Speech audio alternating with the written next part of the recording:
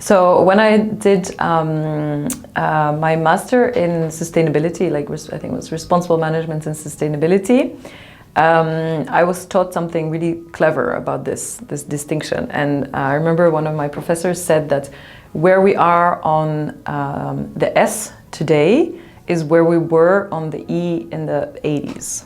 So in the 80s, 70s and the 80s, you had big revolutions in terms of, especially in America and I think also in Europe and many places in the world where there were huge movements to actually regulate, as it were, like legally regulate environmental impacts and environmental management became very important for corporations. And the big difference there is that, these things can be monitored and measured very directly and quite easily. So it was much more tangible. You can measure or you can monitor what kinds of pollutants are thrown into a river, or you can measure how much CO2, etc.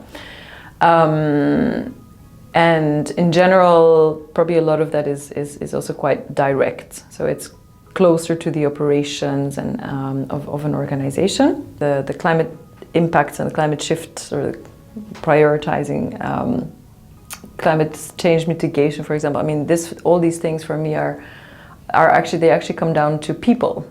In fact, for me, it comes down to human rights. It comes down to the fact that we live in a very inequitable world, and resource and power and wealth distribution is so skewed. Whereas if we could work on some of those social aspects in terms of human rights, basic well-being, minimum wage, labor rights around the world, and companies could take those responsibilities also in their value chains, regardless of whether a state, for example, an unstable country like Congo, regardless of whether the state can protect people's human rights, if companies have the obligation or the responsibility to play their part in actually,